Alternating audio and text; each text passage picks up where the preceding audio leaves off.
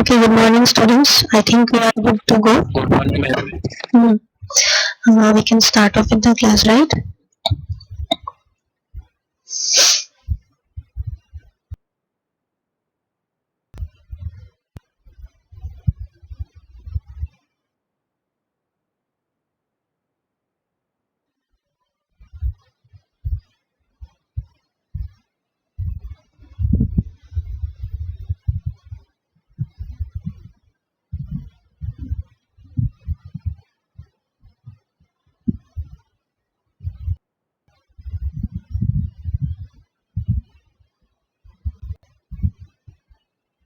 So I hope you can see my screen.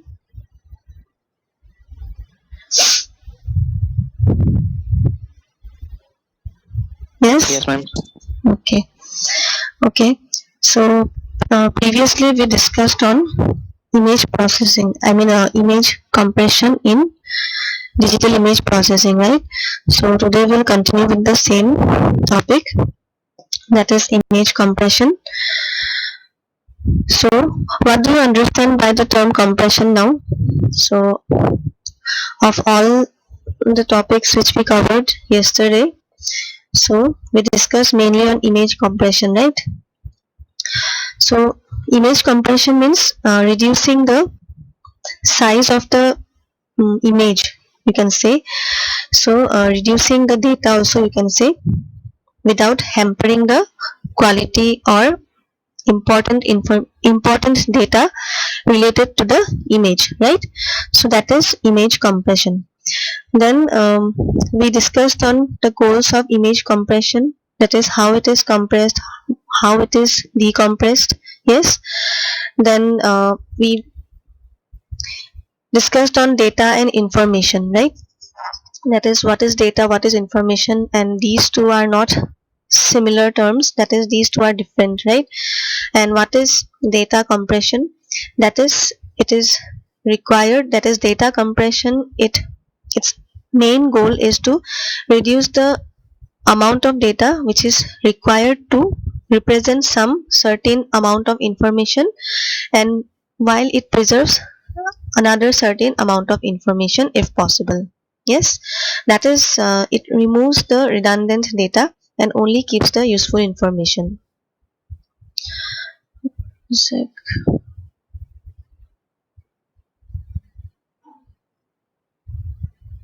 I hope Divya could join. Okay, then we discussed on that data information, that is, uh, same amount of information can be used to represent various amount of data as well. Then we discussed on compression ratio, that is, what is compression ratio? It is denoted by CR, where CR equals to N1 by N2, and N1 is the original size of an image, and N2 is the compressed size of the original image, right? That is N1 and N2. N1 is considered as dataset 1 here, and N2 as dataset 2 here, where each of the image is carrying units in terms of bits. Okay, and so after performing compression on the original image, we get the compressed image. Okay, so compression ratio CR equals to N1 by N2. Yes. Then data redundancy, we discussed on data redundancy, that is how it is calculated with the help of compression ratio. Yes. Then we have three types of data redundancy, which is coding, interpixel, and psychovisual. Okay, and compression, its main aim is to remove the redundant data, right? So it seems compression is only successful when it is able to reduce any one of these redundancy types. Okay, then going on to coding redundancy. Coding redundancy is related with code words, and code word length, right? So we discussed on this example, that is, we discussed taking a binary code where symbols are definitely zeros and ones, and length was taken as 3, right? So code is nothing but it is a list of symbols which consist of letters, numbers and bits. And code word, it is used to represent a piece of information or event, say gray level, which uses the help of these sequence of symbols. And code word length is nothing but however number of symbols it is being used in each code word, that is the length. Then coding redundancy, we know we can like define it using this equation as well.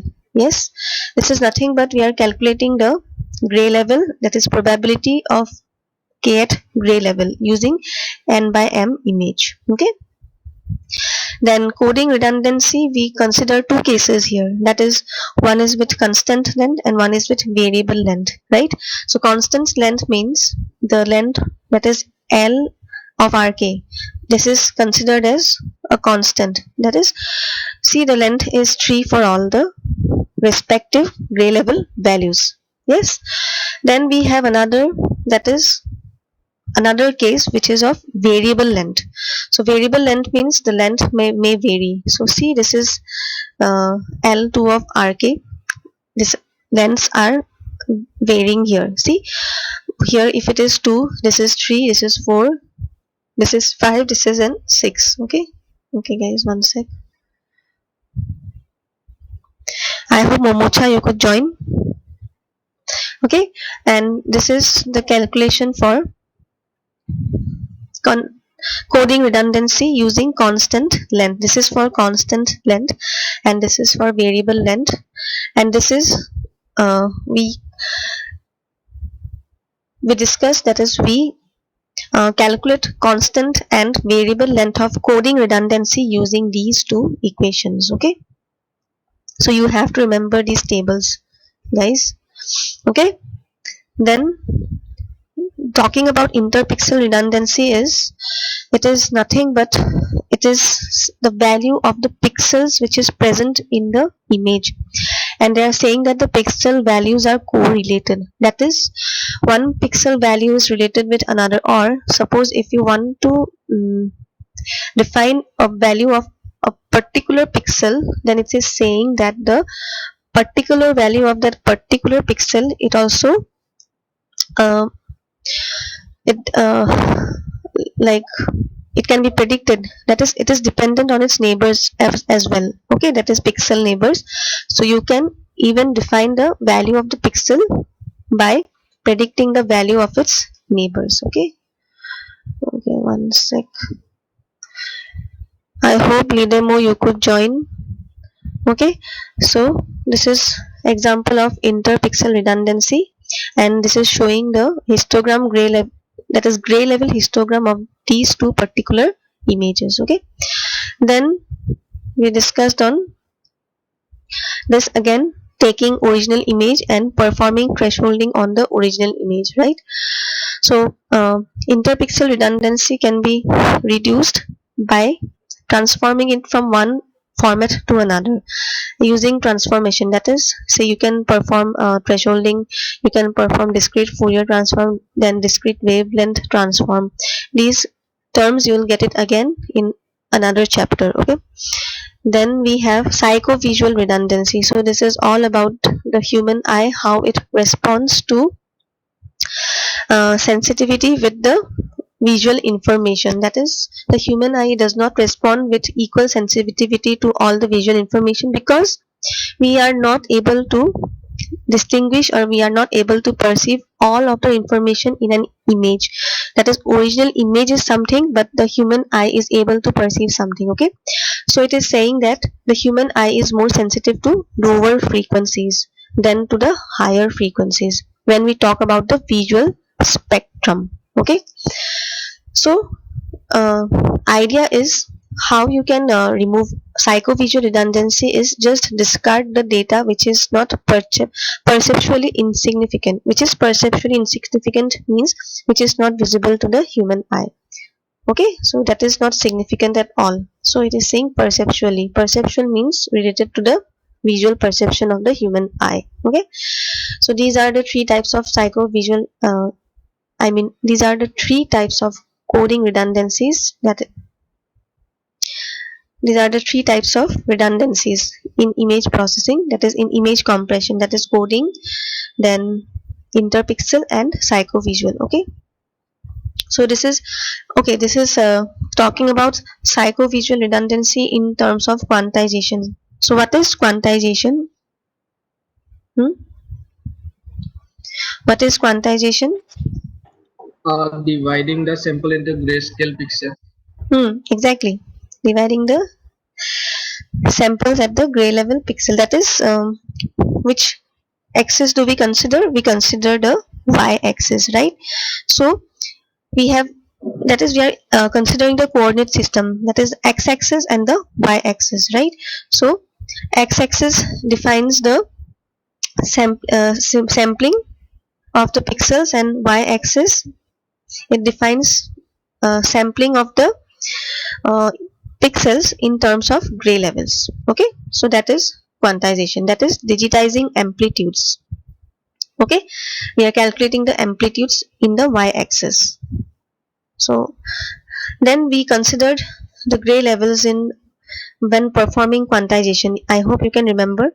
And gray level value, gray level range of an image is, it ranges from 0 to 255, right? So we also discussed using that Einstein picture, right? So same, this is 256 gray level. Okay, this is 256 gray level. This is also they are considering some jug.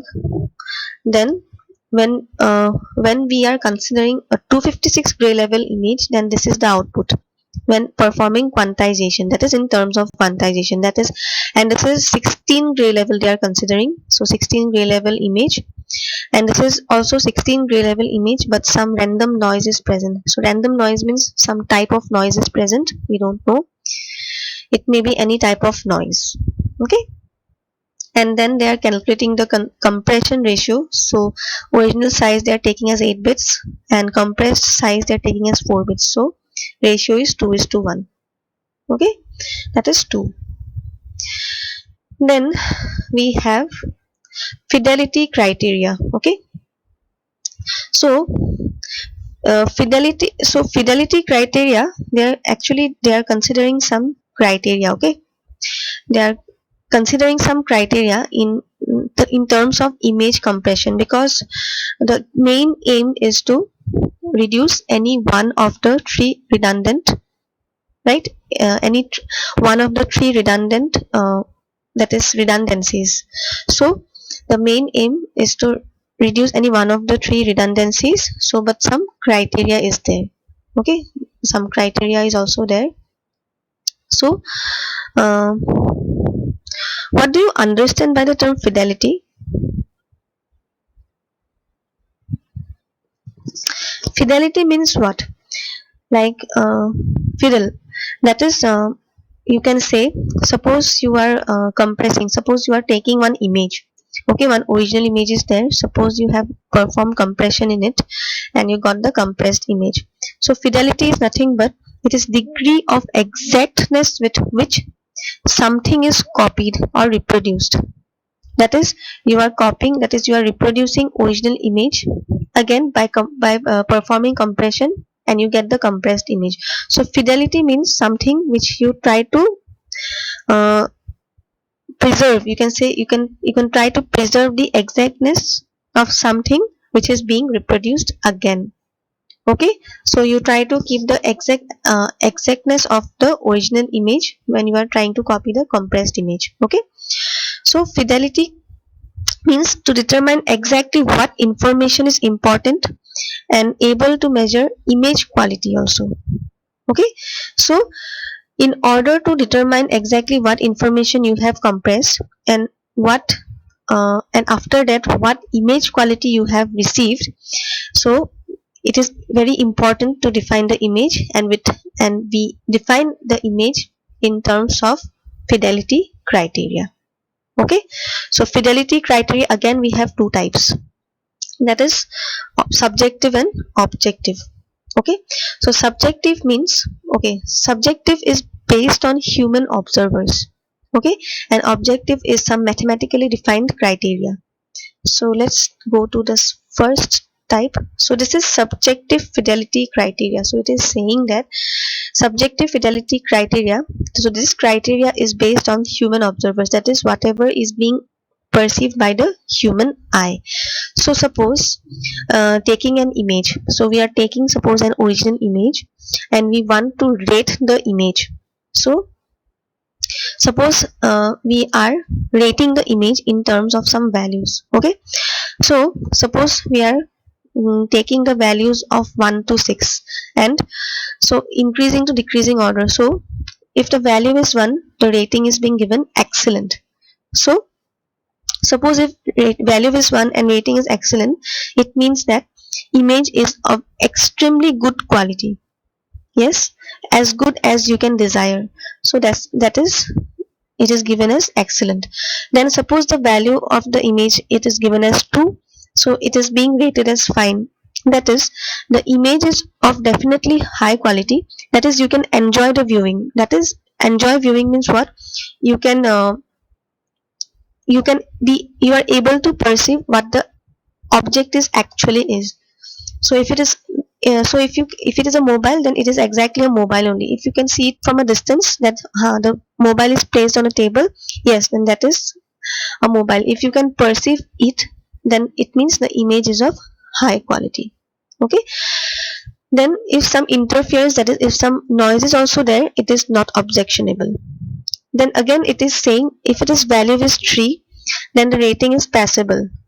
Passable or passable means, okay, the image has qualified, that is image is of acceptable quality. Okay, that it is, you can consider it because you are able to perceive it.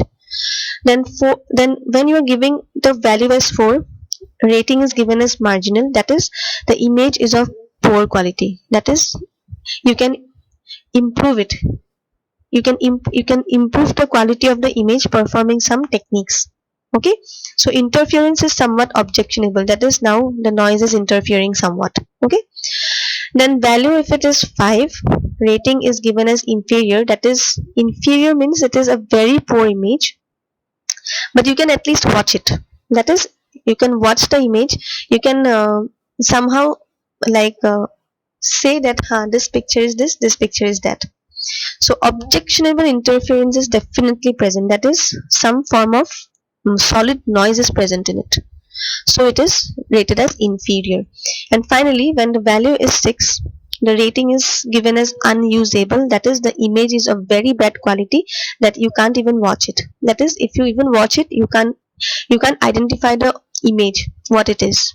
If it is a cat, if it is a dog, you can't define it. Okay, so this is something about subjective fidelity criteria, that is it is purely based on human observing, that is observance of the human eye. Then going on to the next type is objective fidelity criteria. So objective fidelity criteria, it is a criteria which is mathematically defined. So here you can see objective fidelity criteria. It is defined using some mathematical equations, which is nothing but it is calculating the root mean square error of an image and also mean square signal to noise ratio. Okay, so guys, can you remember this root mean square error? Hmm? Can you remember this term? Yes, guys.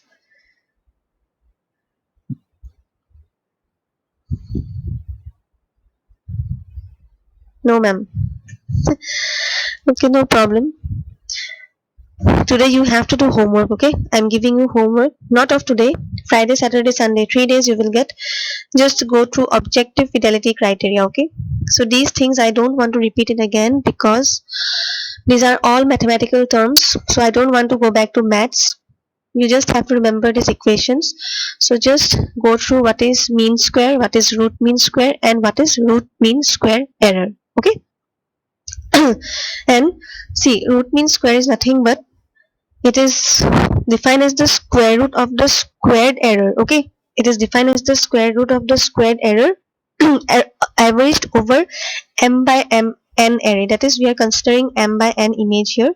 So it is nothing but I'm talking about root mean square. Okay, so root mean square is the square root of the squared error averaged over m by n array.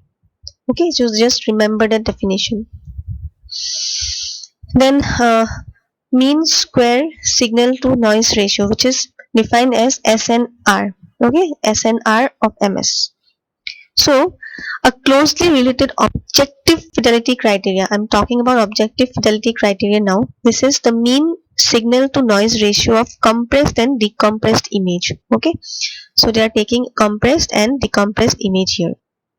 So suppose if we are taking two images here, one is compressed and one is decompressed. Okay, so f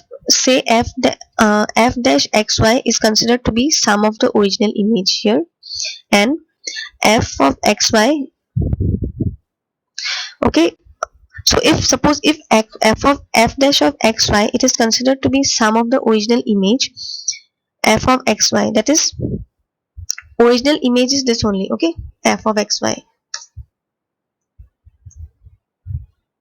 So f of xy is the original image, on f of f dash xy is considered to be sum of the original image of f of xy. Okay, and this is the noise, that is e of xy. Okay, we left it in the previous slide, and e of xy, this is the noise signal. So mean square signal to noise ratio of the output image is given by this equation. Okay, so this is the equation. So you have to remember these terms, that is root mean square error, and mean square error.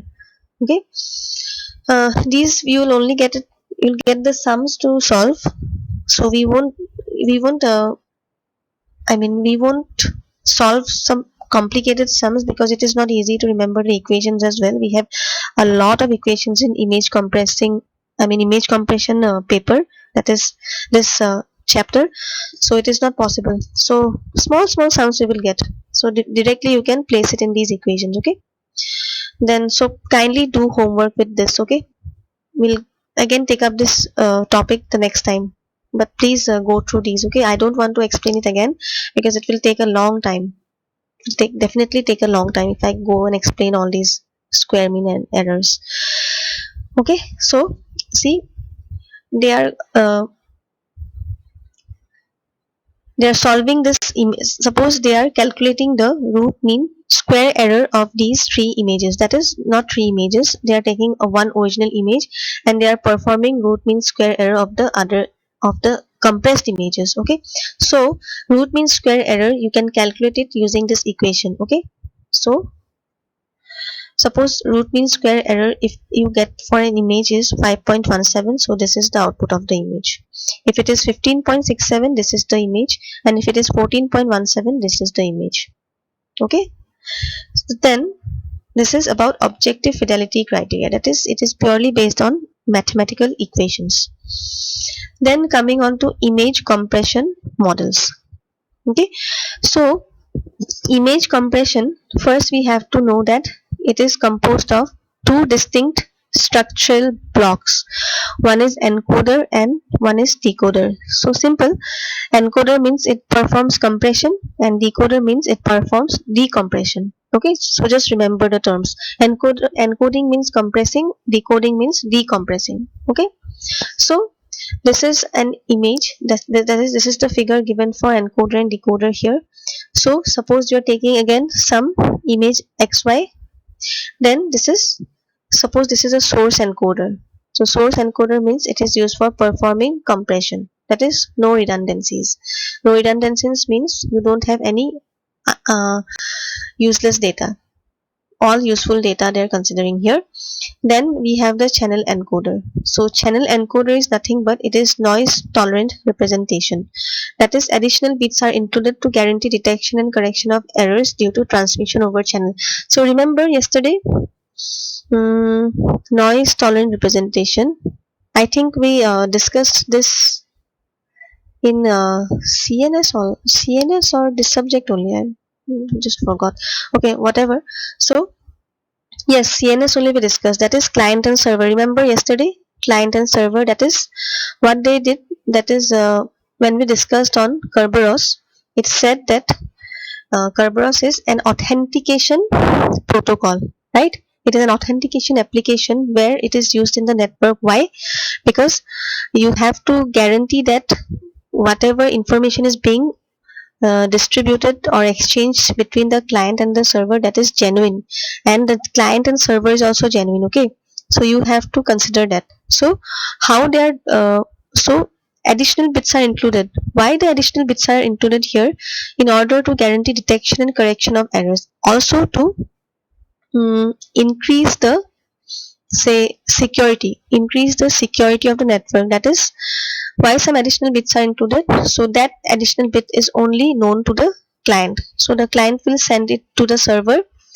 So this is additional bit, so that in between, if it is the network, even if it is hampered or if it is attacked, so at least the client can afterwards say that it's tried to send this and this information. Okay, so noise tolerant representation means additional bits are included to guarantee detection and correction of errors. So whatever errors will be present when passing through the channel encoder, so the additional bits are included to guarantee the detection of those errors, and finally they are correcting it. And this is known as Hamming coding. This is this you don't have to, you won't get it in this uh, chapter. You don't, it is not included. So just you have to remember, this is known as Hamming coding as well. So Hamming coding is nothing but addition of some extra bits to guarantee detection and correction of errors. Then again, passing through the channel, again this is channel decoder. So this is encoder, then this is decoder. Okay, this is original image, this is the compressed image. Okay, so just remember this. This is these are, see, if you remember one term also, you can define the other terms. That is encoder, channel, source and channel encoders.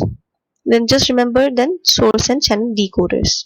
Okay, then we have these definitions for encoder and decoder. So encoder is nothing but it is made up of a source encoder which removes input redundancies, and a channel encoder which increases the noise immunity of the source encoder's output. That is encoder means it is made up of, that is encoder is made up of a source encoder and a channel encoder, and it is nothing but source encoder is used to remove extra useless information, and channel encoder is to increase the noise immunity. That is definitely some noise or disturbance will be present in the image, so the channel encoder is included in order to increase the noise immunity. It can't reduce it, but it can increase the noise immunity of the source encoder's output, because that in reducing the noise is, this is the job of source encoder. Okay, so channel encoder, it just helps in increasing the noise immunity. Okay, then decoder. So decoder is just the ulta of source encoder. Okay, so it includes again a channel decoder followed by a source decoder. Okay, then if channel between encoder and decoder is noise free, then the channel encoder and decoder are omitted. That is, if the encoder and decoder is already noise free, then why to use encoder and decoder? That is source encoder and source decoder, right? So that is the channel I'm talking about. Okay, so then input image of f of xy, since we consider f of xy here, so that is f of xy, this is the original image. So input image f of xy is fed into encoder, which creates a compressed representation of input. So this is nothing but, this is just talking about compression and decompression. Okay, that is, you are taking an original image, what happens when you compress it. So they are just defining compression and decompression using some extra terms, that is encoder and decoder. Okay, then it is stored for future for later use, or transmitted for storage and used at remote location. So they are saying why they are using source encoder, why they are defining source encoder and decoder. Then when the compressed image is given to decoder, a reconstructed output image f-x is generated. Definitely if you decode that if the compressed image is again given to decoder, a reconstructed output image is definitely generated, right? So this is about encoder and decoder. Then again they are talking about some symbol encoders now. Okay, symbol encoders. So uh, source encoder and decoder you already know now. Again we define some important concepts like mapper. So what is a mapper here? So mapper means it transforms the original image, that is fxy, of f of xy into a format which is designed to reduce interpixel redundancies. Again, see, we'll get a lot of concepts here. So you have to, at least you have to remember one important concept for each source. Okay, so suppose here they are talking about mapper now. So why mapper is used? So mapper is actually used for reducing interpixel redundancies. Interpixel redundancies means what? These are the pixel values, that is information of values of the pixels and its neighboring pixels, right? So they are trying, so this mapper is a concept which transforms the original image into a format which is designed to reduce interpixel redundancies. Okay, and it is reversible. So this is a reversible process. Again, you can reverse it. So it may or may not reduce the amount of data to represent image. Okay, so this is just for reducing the interpixel redundancies, that is the value of the pixels and its neighboring areas. So example is run length coding. Okay, run length coding also you will get it in the next slides. Then we have a quantizer. So what is a quantizer? So quantizer, it reduces accuracy of the mapper's output in accordance with some pre-established fidelity criterion. Okay, so it reduces accuracy of the mapper's output in accordance with some pre-established fidelity criterion, and this stage reduces psychovisual redundancies of the input image. That is quantizer, it helps in reducing the output which is received in accordance with some pre-established fidelity criterion. Okay, and fidelity criterion, you know, that is you are trying to establish an exact original image even if you compress it, right, without reducing the quality of the image. And this stage, that is quantizer, this stage, it reduces the psychovisual redundancies of the input image. Yes, you have to definitely you have to what to say, you have to sacrifice something for something, right? So even if it reduces the even if it reduces the accuracy of the mapper's output, also it reduces psychovisual redundancies as well, that is it somewhat reduces the quality of the image. And this operation is irreversible, that is you can reverse it. Once you are done with the mapper output, you can reverse it. Okay, so these are some important concepts in source encoder and decoder, that is mapping and quantizing, that is mapper and quantizer. Then you have a symbol encoder in an encoder, that is it generates a fixed or variable length code, which we already discussed, that is in coding redundancy we discussed the length in taking constant length and variable length, right? So the symbol encoder, it generates a fixed or variable length code to represent the quantizer output, and it maps the output in accordance with the code. So these are some codes, they're talking about some codes. So symbol encoder, it is related with the symbols which it is used in coding redundancies and all. Okay, so this is about symbol encoder. So in most cases variable length code is used to represent mapped and quantized data set. So variable length code, you know, that is the code is of variable length. Okay, that is it may be length may be 2, length may be 3 and 4 and all. So it assigns the shortest code words to the most frequently occurring output value and thus reduces coding redundancy. Okay guys, we won't discuss so many concepts in one day, you won't remember anything. So just remember that so today we mostly discussed on two types of fidelity criteria, that is objective and subjective. And objective is related with mathematical equations, subjective it is directly related to the human eye. Then subjective fidelity criteria, you can rate an image. Okay, you can rate an image and accordingly you can describe it. And objective fidelity criteria means you can describe the criteria taking into account the equations of root mean square error and mean squared signal to noise ratio. We'll solve the sums using these equations, then you can remember it. Okay. Then when then we calculated the root mean square error of images using different root mean square error values, right? Then image compression models, actually we didn't discuss about the models today. We discussed about two distinct structural blocks. That is, to understand models we have to first understand these blocks, that is encoder and decoder. Okay. So encoder is used for compression, decoder is used for decompression, and this is the figure for encoder and decoder. Okay. And then these are some definitions where encoder and decoder also include some other important concepts like mapper, quantizer, and symbol encoder. We'll discuss these things again in the next class. For today, let's keep it here. Just try to remember what is mean square, what is root mean square, then root mean square error, then signal to noise ratio SNR. Okay. So kindly go through those topics. We can discuss again in the next class, and we can also solve the problems. Okay. So let's stop it here for today. So how many of you all present?